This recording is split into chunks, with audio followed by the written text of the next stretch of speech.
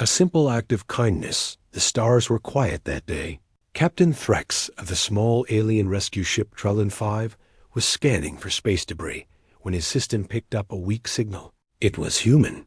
Not many aliens liked humans, and no one wanted to get involved with them. But Threx was different. He believed every life was worth saving. "Captain, it's a human pod," said his pilot. "Should we report it to command?"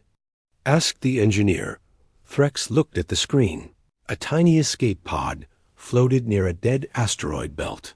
The pod was damaged, leaking oxygen, and barely functional. But what made everyone silent was the red warning printed on it, glowing in multiple languages. "Do not rescue.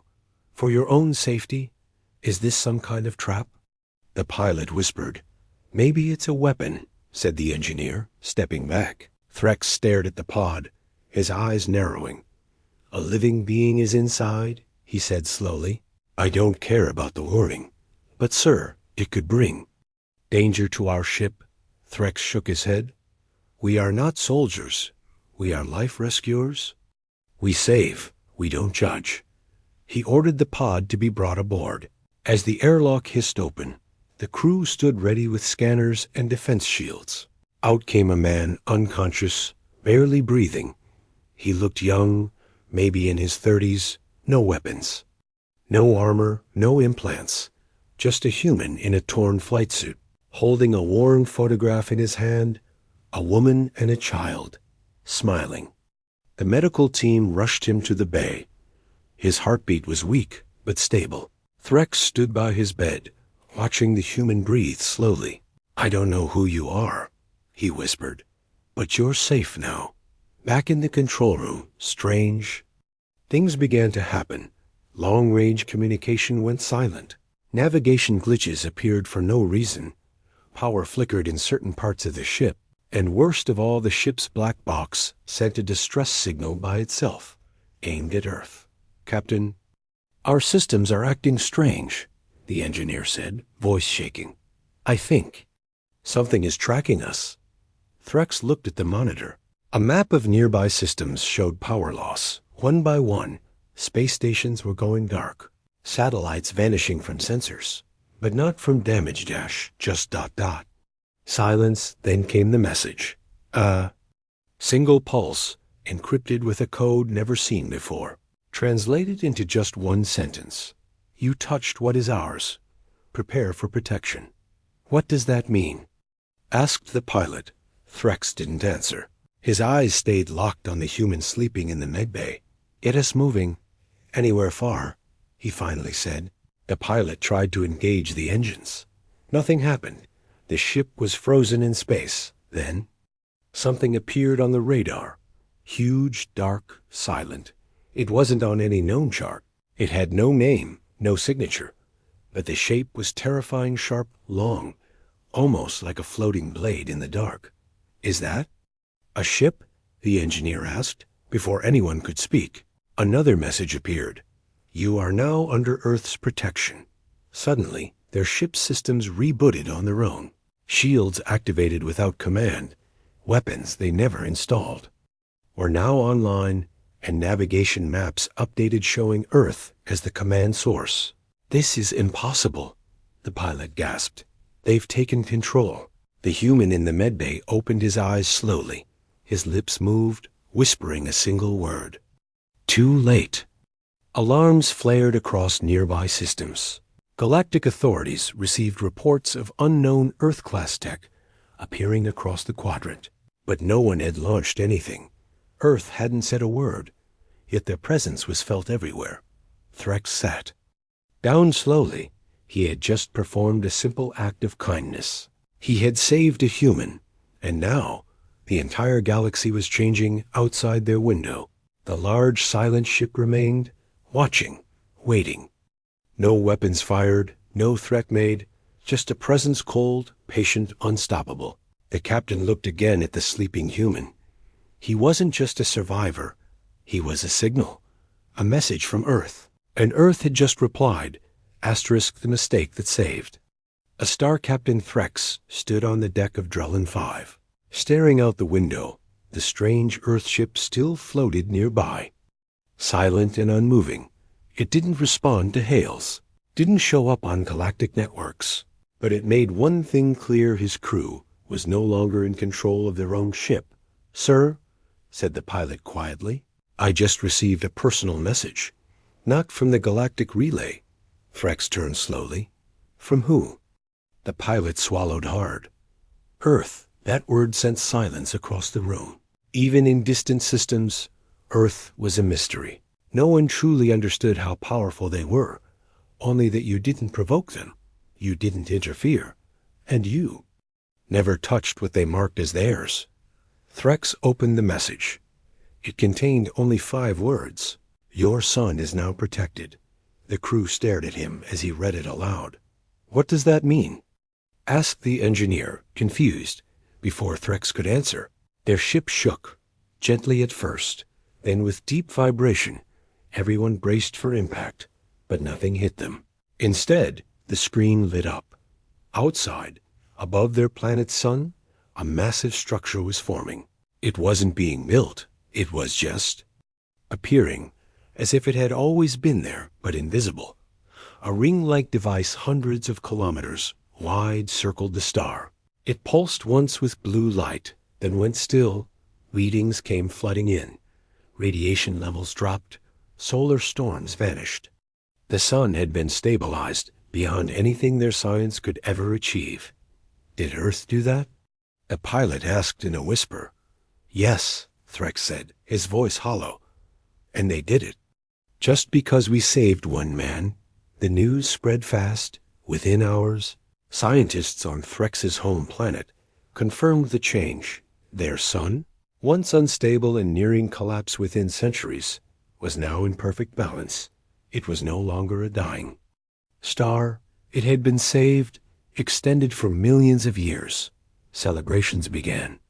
People hailed Threx and his crew as heroes. Statues were promised, awards prepared, streets renamed after the Drellin Five. But Threx couldn't celebrate. He sat in silence, staring at the data.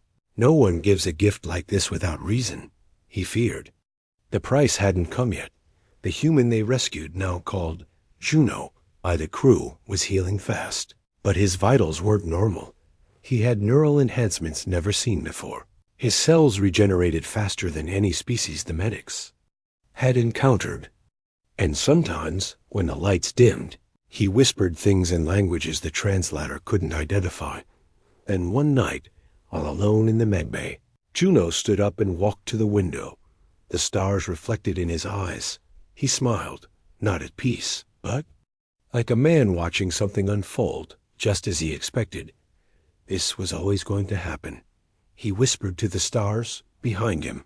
The ship's sensors picked up movement Earthships. More of them, moving toward the planet. But they didn't land, didn't speak. They simply appeared in orbit and stayed still, like guards on a wall. Galactic Council forces rushed to investigate. Diplomats screamed for answers, but Earth never replied. They didn't need to, because now everyone saw what Earth could do. Not with threats, not with war, but with a gift, a stabilized star, an entire system preserved. It was a message to all. Protect a human, and Earth will protect you. But to Threx, it was also a warning. If this was what Earth did for kindness, what would they do for revenge? Down below, Threx's planet began building statues and monuments to honor the human. They called him the Catalyst. Children sang songs about him, but the human, Juno, never smiled for real. He knew this was only the beginning. Late one evening, Threx approached him. "Why did Earth save our son?" he asked. Juno turned to him, calm and steady. "They didn't do it for you," he said. "They did it for me." Threx blinked. "But why?" Juno looked back at the stars. "Because I wasn't supposed to be saved." Then he said something even stranger. They needed to know who would break the rules. That night, Threx couldn't sleep. His world had been blessed, but he felt no joy. The universe had changed forever because he saved one man, and he had no idea what Earth's next move would be. The Council demands answers. The Galactic Council was in chaos. Representatives from 1,000 species filled the great chamber on Varnix Prime. Every voice shouted, argued, demanded to be heard, but one question echoed louder than the rest. Why did Earth interfere? High Chancellor Vaylor of the Synthi Republic slammed her staff against the floor. The rescuing ship violated the do not interact rule regarding Earth humans, she barked. They should be sanctioned immediately, but not everyone. Agreed. The representative from the Orcs system stood slowly. They saved a human, he said, and in return, Earth saved their star. What kind of species rewards kindness with miracles? The room fell quiet, because that was the true question. Earth had not attacked, not invaded, not issued threats. They had simply acted with overwhelming power after one human was rescued. And that scared everyone more than any war ever could. A hologram of the Drellin 5 appeared at the center of the hall. Captain Threx stood inside the ship, connected via council uplink. He looked tired, heavy with the weight of what had happened. Captain Threx, Vaylor said coldly, do you deny rescuing the human? No, Threx replied. I saved him because he was dying. Do you realize what you've done? She snapped. You triggered an unknown response from Earth systems destabilized. Technologies appeared without permission. Our order is collapsing. I didn't ask Earth to help us, Threx replied. I just did what was right. Murmurs spread across the room. Was he a hero or a fool? Suddenly, the council lights flickered, then went black. Every screen turned to static except one. In the center, a new signal emerged. A voice spoke not loud, but sharp enough to silence the entire chamber. This territory has interfered. With a protected entity, the voice wasn't male or female, not robotic either. It was something else too perfect. Every species heard it in their native language. Their translators didn't even activate.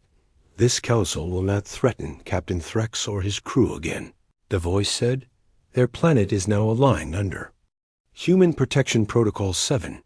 Panic rippled through the chamber. Vaylor shouted, Who are you? Show yourself. The signal responded instantly. Designation, VER, a voice of Earth's retaliation II. I speak only when boundaries are crossed. Then, across the chamber's dome ceiling, an image appeared. Not of Earth, not of warships, but of stars being moved. Whole star systems subtly shifting from their orbit, their patterns rearranged like pieces on a game board. It wasn't a threat. It was a demonstration.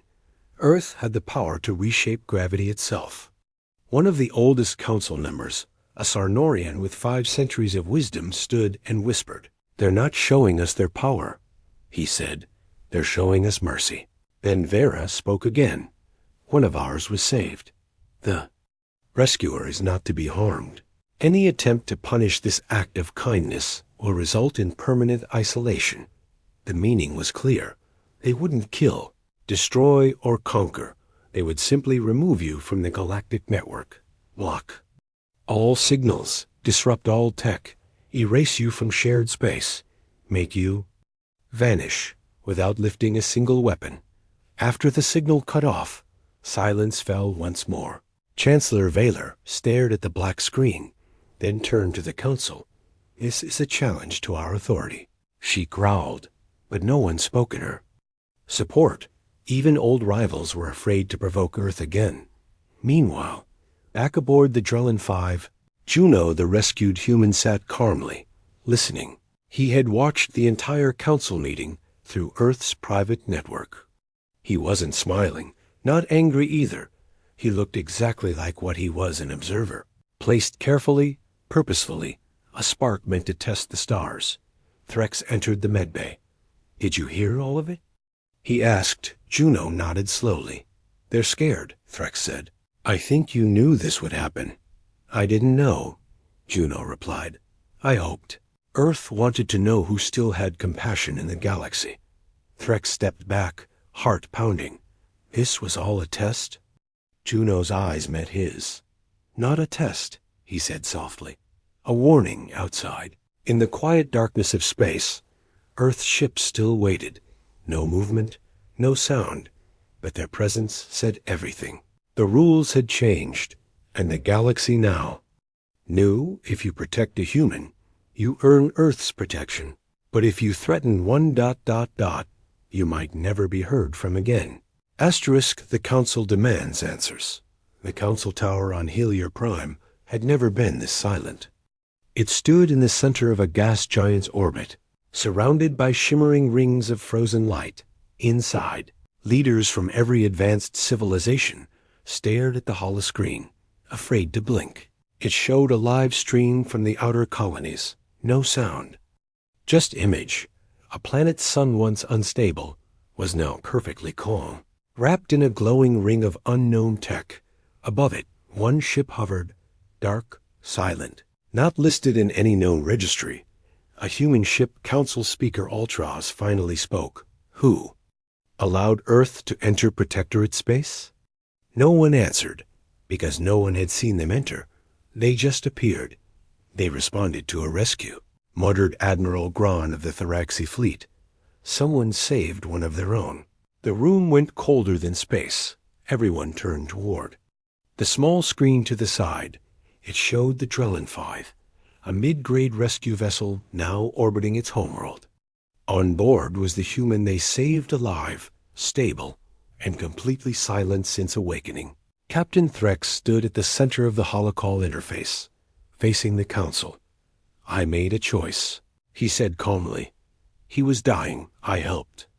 Brought doom to your people, spat Chancellor Vexil, a crimson-scaled leader from the Rinner Combine. Earth is unpredictable. They follow no laws but their own. But they haven't attacked us, Threx replied. They helped. They healed. Our son. Maybe. Maybe we judged them too quickly. Chancellor Vexil slammed his claw on the table. They are playing a deeper game. Earth has no allies, only watchers and ghosts. Then the screen blinked. Just once, but it was enough. A shadow flickered. Behind Threx, tall and slender, like a figure walking past, but the room was empty. What was that? The speaker asked sharply. Threx looked over his shoulder, confused. I didn't see anything. Suddenly, the chamber's lights dimmed. Every delegate's personal console locked up, frozen with a glowing message. No network could trace its source, not even the Council's black layer encryption. The message read, Star system is under audit. Seconds later, a voice spoke directly into every mind. Bypassing tech, not sound, but thought pure, heavy, calm. This is not aggression. This is observation. A human life was protected. You will be judged by that action. Screams echoed through the chamber, not from pain, but from memory. Delegates felt flashes, moments they tried to forget. Regrets, betrayals, hidden truths. Earth wasn't scanning their systems. It was scanning them. And then, silence again. The message ended. Screens returned to normal. The only trace it left was a new star appearing in the map projection. A blue-white symbol orbiting Threx's planet. Unknown, unremovable.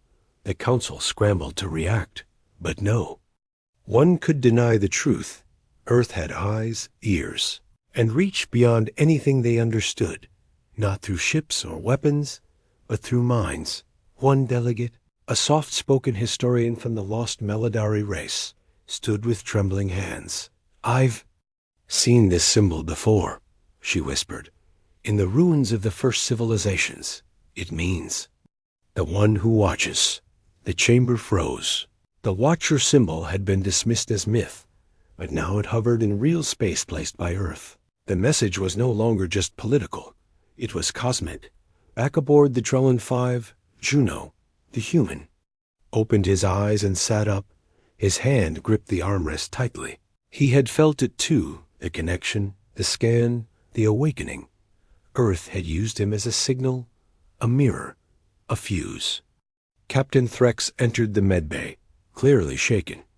You knew this would happen, he said, voice almost a whisper. Juno nodded slowly. Not like this, he replied. I didn't know Earth would look this deep. Why now?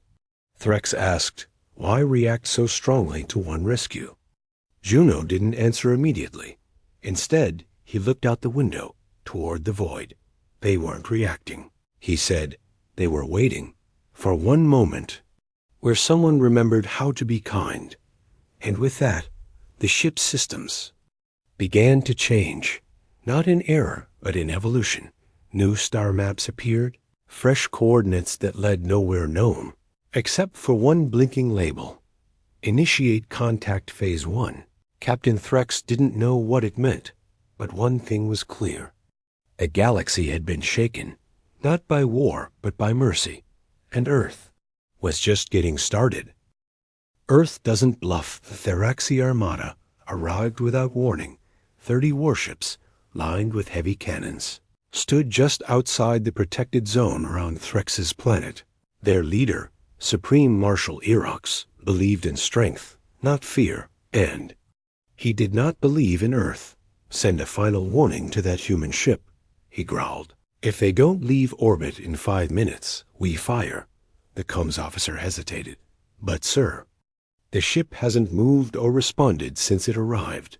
That means they're hiding weakness. Erox replied, Earth bluffs. Far below, Captain Threx stood outside his command bay. Watching the sky from his planet's surface, he had received no response from Earth, no contact since the Council incident. Juno, the rescued human, had gone silent again, sitting in deep meditation, eyes closed, breathing slow. It was as if he was waiting, not for rescue, but for something bigger. Suddenly, a small ripple cut across the clouds. Not a sound, not a ship, just a shimmer in the atmosphere, like reality itself was shifting. Moments later, the sky turned silver. Threx stared upward, heart pounding above them. A single dot appeared. Then it grew, faster than anything natural, not descending, unfolding, as if space had been holding it back and just let go. In orbit, the Theraxi fleet picked it up immediately. Unknown object approaching, the scanner operator said, panicked. Size impossible, sir. It's still growing. The Supreme Marshal narrowed his eyes. Targeted. Charge all weapons. But before the order could be completed, every Theraxi ship lost power. Their lights blinked off, systems crashed, weapons froze mid-charge, engines hummed, and then died.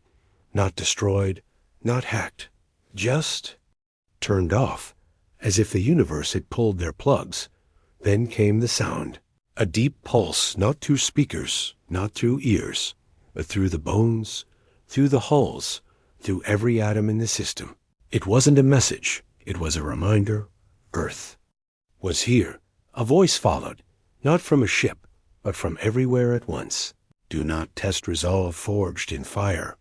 You threatened those who showed mercy. You will not threaten again.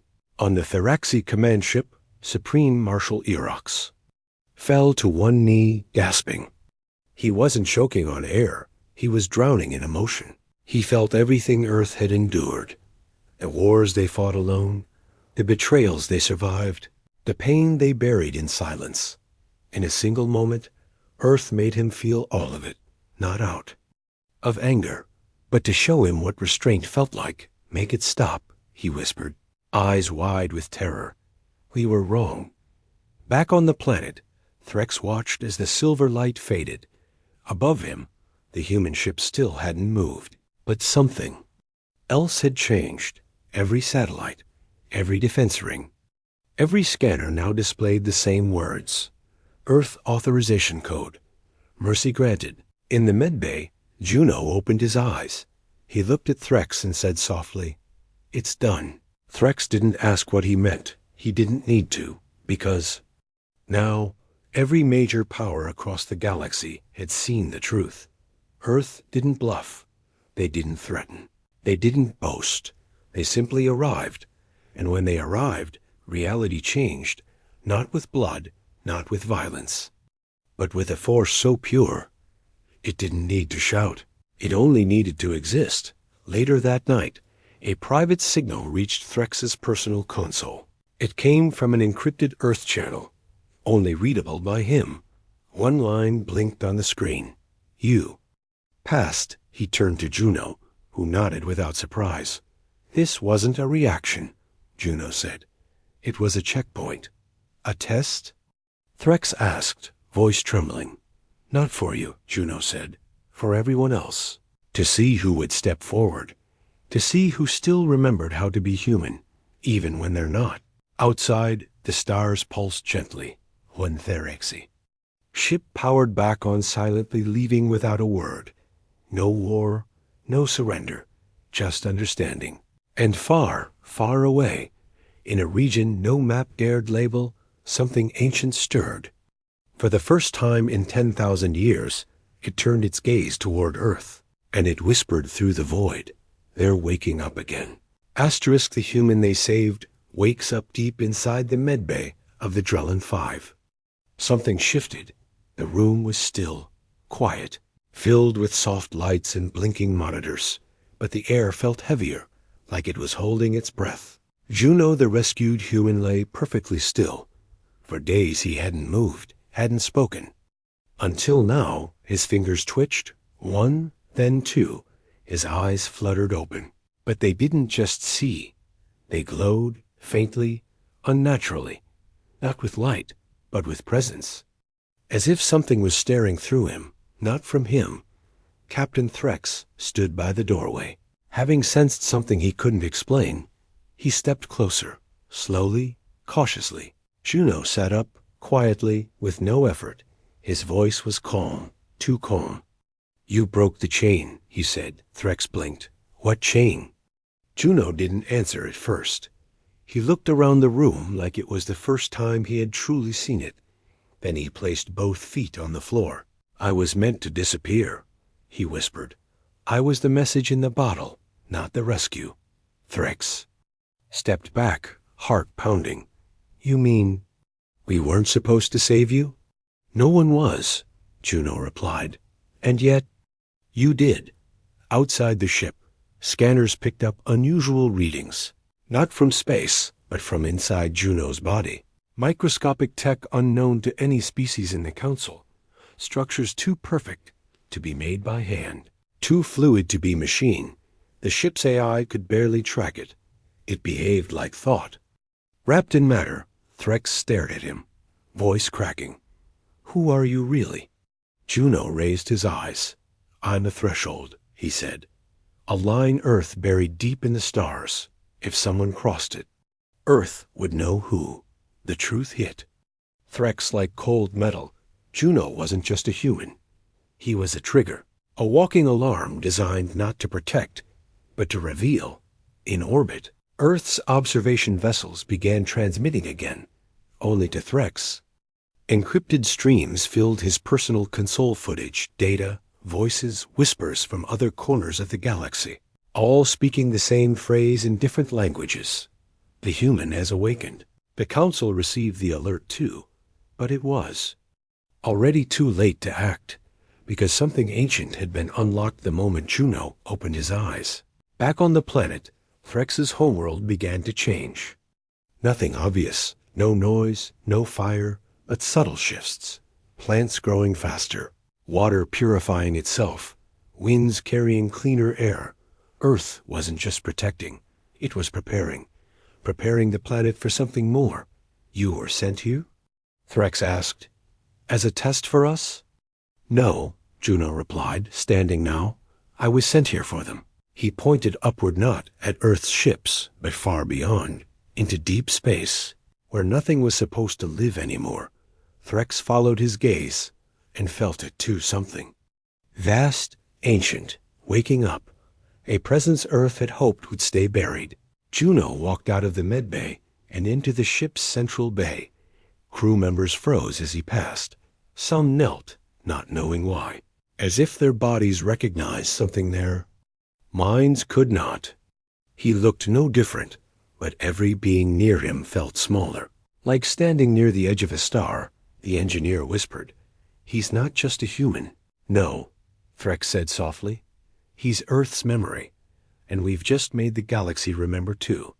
Suddenly, a new system appeared in the ship's charts, unlocked by Juno's presence.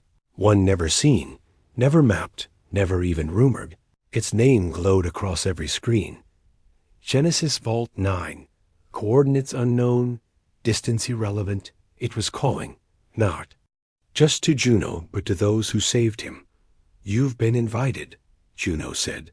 "Few have." Captain Threx felt his knees weaken. The Council had feared war, but Earth had chosen something far more terrifying. An invitation. Because when Earth invites you to its secrets, it means it trusts you. And when Earth trusts you, the rest of the galaxy begins to panic. In the shadows of space, dozens of civilizations watched in horror. They thought they understood Earth, but now they realized they had only seen the surface, and below it was something far older than war. Juno turned to Threx one last time. "You didn't save me," he said. "You changed the story." Then he vanished into light, not transported, not teleported, just gone, as if he had never been flesh to begin with. And the Drellin 5 received its final message of the day. "Proceed to Vault 9. Entry granted." Captain Threx stood in silence, staring at the stars. They had saved a man, and now they were entering a part of the galaxy that had been waiting for someone just like them. The enemy reveals itself in the darkness between galaxies, where no light dares stay. Something waited. It had no name, no code, no place in the Council's archives, but it had eyes. Eyes that had been watching Earth for a long time. When the human Juno vanished from Drellin 5, it wasn't the end. It was the beginning.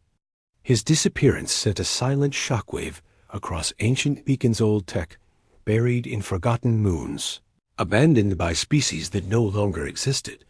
And when those beacons activated, the hidden ones woke up, on Council Channel 0 and encrypted. Streamed so secret, most thought it was legend. An emergency alert was triggered. The title blinked in red. Protocol Blackfall. Unsealed. High Chancellor Vaylor sat alone in her chamber, eyes fixed on the growing list of dead systems. No battles. No explosions, just vanishing. Whole star sectors going dark without warning. Satellites offline. Colonies erased from record. She whispered to herself. They were right to fear Earth, but they feared the wrong reason. Back on Drellin 5, Captain Threx watched. The new system ahead, Genesis Vault 9, was only one jump away. But something didn't feel right. He paced the bridge, every console flickering with whispers, recordings from old human missions, fragments of code from forgotten wars, and one repeating phrase, "It's not Earth you should fear." Suddenly, a foreign transmission broke through their shields. A voice, cold and synthetic, yet impossibly ancient, spoke across all languages. "At once, we gave the warning," it said. "They ignored it, and now you've freed the seed." Threx's blood froze. What seed? He asked out loud, but no one answered, except for the transmission, the one Earth buried in flesh. The crew looked at one another, realizing something horrible. Juno wasn't just a human. He was carrying something Earth had locked away long ago, not to use, but to hide, and by saving him, they had unknowingly released it. Far away, in a system once used as a galactic trade route, a black object emerged from beneath a shattered moon. Its surface shimmered with symbols no one had ever translated. They weren't written, they were alive, shifting, pulsing, reacting. Ships that tried to scan it exploded, not from attack but from data overload. Their minds couldn't understand what they were looking at. It was not a weapon. It was a memory made real. A thing born from ancient fear and modern silence. Earth's ships were already moving, but they weren't charging weapons. They weren't speaking. They were forming a perimeter around Genesis. Vault 9. Inside the vault, on a quiet asteroid covered in silver roots and crystal veins, a voice echoed, soft, familiar, but now filled with sorrow. "They found it," Juno whispered, standing alone in a chamber no alien had ever entered. After all these years, they still want it. Outside, In council space, chaos erupted. The truth spread faster than any signal. The warning printed on Juno's escape pod, "Do not rescue," had not come from Earth. It came from them. The enemy. They planted that signal, knowing someone soft-hearted would break protocol. And once they did, once kindness was shown, the enemy would have their chance. A chance to reopen the one thing Earth had hidden across time. A weapon made of knowledge too deep, emotion too raw, and memory too sharp to contain. But Earth didn't. Panic, it prepared. On the Drellin 5, Captain Threx received a private transmission. Voice only, from Earth's highest AI command. The voice said calmly, "You did well, Captain, but now we take over." Before he could respond, the ship's systems locked into place. His ship was now being flown remotely. Not hijacked, but protected. Earth knew what was coming. They had always known, because this enemy was not new. It was an old part of themselves, something Earth had once defeated, but never destroyed, something too powerful to erase, too dangerous to use. So they sealed it inside their own people, scattered across space, and hoped no one would ever be foolish or kind enough to open the vault. But Captain Threx had opened it, not by mistake, but by mercy. And now the enemy was rising. Back on the Black Moon, the ancient object began to unfold, not with fire, but with song. A deep, low frequency that made stars pulse, planets tremble, and every mind that heard it began to question itself. And as that song spread, Earth's ships stood like walls of silence, not moving, not responding, just waiting, because Earth didn't fight like others. It remembered, and soon the galaxy would too. Asterisk the human pact. The stars were holding their breath. Across every known system, lights dimmed slightly. Not from power loss, but from fear. Something ancient had awakened, and Earth stood alone between it and the rest of the galaxy. Again, but this time, they weren't alone by accident. They had waited, tested, watched, and now Earth chose to speak. In the skies above Genesis Vault 9, Earth's command vessel unfolded like a blooming machine flower, massive and beautiful, forged from metal older than most stars. It didn't send warnings. It didn't show force. It simply sent one message across every frequency, in every tongue, to every corner of the known universe. This is Earth, we remember. In the council chambers, the delegates stood in silence as their displays blinked alive. Earth's voice wasn't cold anymore. It was calm, full of weight, not pride, not anger, but knowing. The kind of knowing that only comes from pain survived, from mistakes faced, from a past accepted. You feared our power, but we feared something else. Ourselves. Across the galaxy, footage played not of war, but of history. Old Earth conflicts, cities burning, skies darkening, and then, slowly, hands reaching out, people saving each other, rebuilding what was lost. They had fought, yes, but they had healed too, and that healing had made them strong, not because of weapons, but because of choice. Then Earth's voice said something new, something final. You protected a human, and you changed everything. Now we offer the pact. The galaxy paused. Even the enemy, whatever force had risen from the dark moon, stopped moving. Listening, the pact was not a treaty, not an ought. Alliance, not a surrender. It was a promise. One line broadcast into every system. If you protect humans, Earth will protect you. In one breath, fear turned to hope. Worlds that once saw humans as unpredictable now saw them as anchors. Civilizations that once mocked Earth's silence now begged to hear more. Planets flooded Earth's channels, asking to join, not to share power, but to stand beside those who had proven they would not run. The captain of Drellin 5 Threx stood alone on his bridge. He stared at the stars with tears in his eyes. His small act had become a spark. He didn't save Juno just to be noble. He saved him because it was right, and Earth had honored that truth. "Captain," his officer called out, "we're receiving a direct feed from Earth." A new map appeared, glowing with thousands of green dots, each one marked with the same symbol, the one they'd seen orbiting there. Star, a living star net of protection. Expanding, then came a soft chime, a private message from Earth. Meant only for Threx. He opened it, and it simply said, "You are the first to carry light into the next age. Be ready."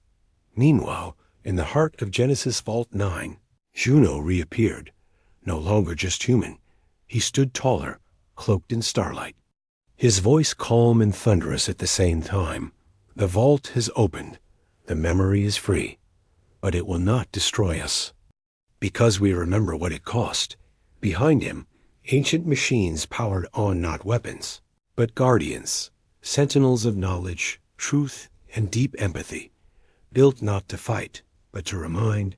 Earth's greatest strength was never its technology.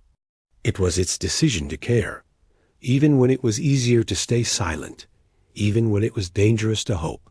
And so, the human pact spread. Worlds aligned not by force, but by trust, a single idea connecting them. If you protect one of ours, we will protect all of yours. In the dark, the enemy watched, and for the first time, it hesitated, because fear can break planets, but unity can silence monsters. And Earth had unified the stars not with power, but with a single rescue, a kindness that echoed louder than any war cry. Captain Threx looked up one final time. His small ship drifting near Earth's great vessel. He whispered to himself, "I didn't save the galaxy. I just saved a man." And in doing so, he saved everyone.